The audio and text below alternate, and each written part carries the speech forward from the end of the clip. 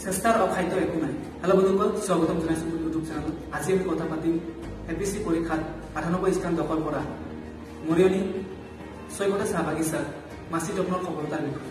আদিবাসী ল'ৰা হৈ এখন চাহ বাগিচাত জন্মগ্ৰহণ কৰা ছাত্ৰজনে তেওঁ জীৱনত সফলতা আনিব পাৰে আৰু নিজৰ লগতে চাহ বাগিচা আৰু অসমখনলৈ গৌৰৱ কৰি আনিছে। গতিকে আমাৰ চাহ বাগিচাত থকা ছাত্ৰসকলে নিজক সৰু বুলি ভাবে আৰু জীৱনত কেতিয়াও সফল হ'ব নোৱাৰে বুলি ভাবে, কিন্তু চেষ্টাৰ অখাদ্য একো নাই। এই কথা মাছি তপনই এপিএছচি পৰীক্ষাত উত্তীৰ্ণ হৈ দেখুৱাই দিলে। চেষ্টা কৰিলে যিকোনো কাম কৰিব পাৰে।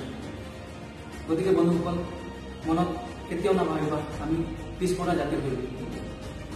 গতিকে মনত এটা ডাঙৰ লক্ষ্য ৰাখা, জীৱনত এটা ডাঙৰ এম ৰাখা, এইটো নিশ্চয় এদিন সম্পূৰ্ণ হ'ব, নিশ্চয় এদিন এচিভ কৰিব পাৰে। চ' বন্ধুসকল, এতিয়া ভাবি থকাৰ সময় নাই, জীৱনত আগবঢ়া আৰু জীৱনত অকল আগ নবঢ়া, গৌৰৱ আনা। আৰু মাছি তপনতকৈ ডাঙৰ মটিভেশ্যন কি লাগে? চ' লেটছ ডু ইট। আৰু ভিডিঅ'খন প্ৰত্যেক মানুহৰে শ্বেয়াৰ কৰা, যাতে মাছি তপনৰ বিষয়ে সকলোৱে জানিব পাৰে। Thank you so' much.